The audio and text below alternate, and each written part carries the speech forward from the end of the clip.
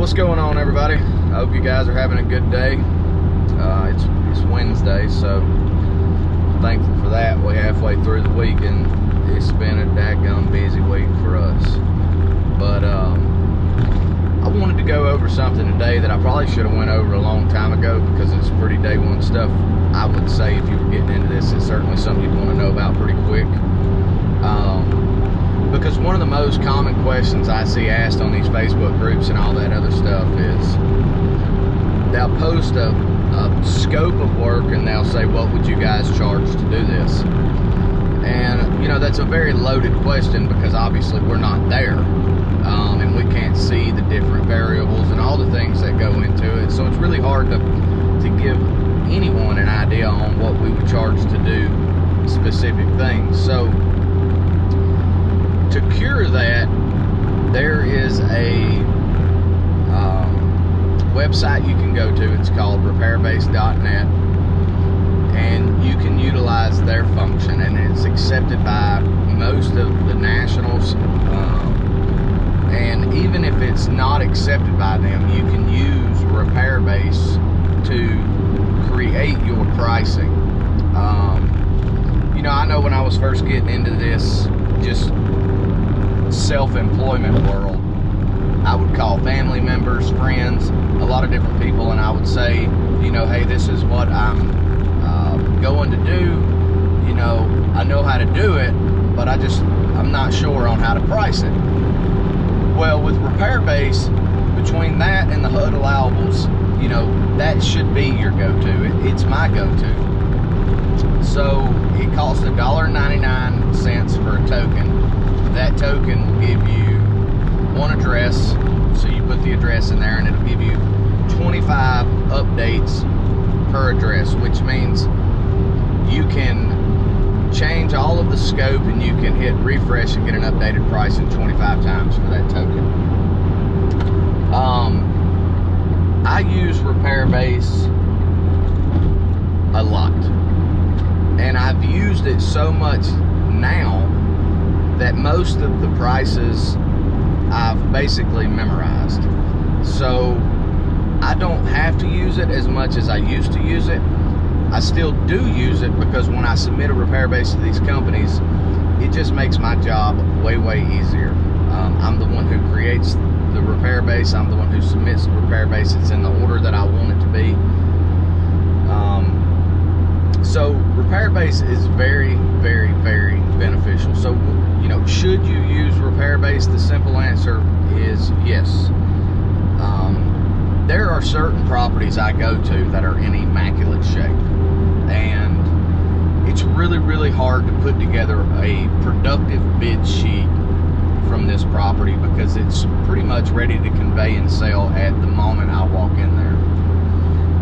But when those specific properties, and they're few and far in between, but those specific properties, generally everything will be within the HUD allowable. So the term over the allowable amount, you know, pretty much consists of most properties, I would say. But for the ones that the allowable amount is not exceeded, then you don't need to use Repairbase. You can use the HUD allowables. You can create your own, you know, bid sheet. You know, if the shrubs are maintained, obviously you still want to trim the shrubs, because you want to make that money. But if it's only going to take you 15 minutes, then obviously it's not going to go over the HUD allowable. So for those particular instances, it's not worth going and paying the $9.99 for a token. But on these properties you go to that are absolute train wrecks, that you spend 2.5, 3 hours putting together a very, very extensive bid sheet, it is well worth the $9.99 to take that bid sheet back home, log into Repairbase, and take another extra hour creating a Repairbase that you can submit to get an approval worth, you know, several $1,000s. And there are so many things that you do in property preservation that the amount of knowledge you would have to know the prices of every single thing that is be unrealistic. I mean, would be extremely difficult to memorize all those prices. I've been doing it for a while, and I don't have all of the prices memorized, and I'm putting together 2-3 bid sheets a day. You know, the more common things, you know, the trimming, the over-allowable shrubs, the over-allowable tree trim, you know, roofs, the things that you do most common, you will memorize, and you know, you won't have to use a repair base on things that fall within the things that you know, without having to go to another source.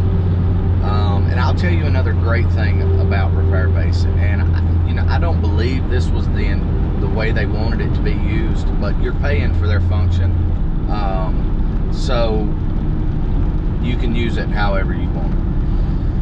But if I'm going, and I'll just give you a hypothetical scenario. So let's just say there's another contractor who does a pitiful job at a property, and he should have bid steps, but he did not bid steps. So they want me to go out there and bid one specific thing, the steps. So I go out and I look at the steps, and the steps are going to be a little bit complex. You know, there's a platform, yada, yada, yada. So I come back and I log it into Repairbase. Now, I don't want to spend that $9.99 on that one, since it's only one line item. So what I'll do is I'll just, you know, if it's a city, whatever city I'm in, I'll go back through my old repair bases and I'll find a property in that exact same general location, and I'll go back through there and update that repair base under that token and just refresh it, since I have 25 refreshes to work with, and then I'll just take that specific price and submit it. So when the scope of things that you're bidding aren't going to make it worth, you know, you paying that $9.99, there is a workaround, and that's it. But you know, 9 times out of 10, you know, the scope of work is going to be worth you spending $9.99, you know, to get a token so that you can run the Repairbase. But the great thing about using Repairbase is, and especially if you do it yourself, is you can take into consideration everything. You know, it's something we do a lot is we remove sheetrock and we replace sheetrock. Well, if you're removing the sheetrock in a ceiling, then all of the blown in insulation's coming down right behind it. So if somebody processing your bids for you doesn't know that, or if you're in a hurry and you're just jotting it down in a Word document and submitting it, you may forget the fact that the insulation is going to come down behind it, as well as you're going to have to replace that insulation when you put the sheetrock back. So with Repairbase, you can put those individual line items in there, and it gives you a price for it. And it just makes what you're doing a lot easier, and I've found that it's just a very, very efficient way of making something that we have to do a lot much easier. So I use Repairbase. I certainly recommend Repairbase. You know, you're going to have to get a feel for it and figure out, you know, how you want to use it and all this other good stuff. But just from a efficiency and financial standpoint, I think it's very, very beneficial. And it also eliminates any question marks. You know, where you go and you do something and you're like, well, dadgum, I wonder if I should have charged more. When you use Repairbase, you know, I think it takes into consideration material prices in that specific area, but I'm pretty sure that it takes into consideration just the average prices, you know, per foot, square foot, whatever, you know, for that specific area. For the most part, probably 95% of the prices on Repairbase I'm very happy with. There's some that I'm, you know, could get better money for, just, you know, giving them the price that I would give them. But most of the time I'm very happy with Repairbase, and like I said, the simplicity of it and the efficiency and the amount of questions that it leaves unanswered is certainly worth the $9.99. So when it comes to property preservation, bids, and Repairbase, I certainly recommend using Repairbase. I hope you guys had a great New Year, and I hope you had a wonderful Christmas. And I did create, I'm not much of a social media guy, but I did create an Instagram and a TikTok. And the TikTok is at Proper Prez Guy, and the Instagram is just Proper Prez Guy. So if you guys would follow me, I'd certainly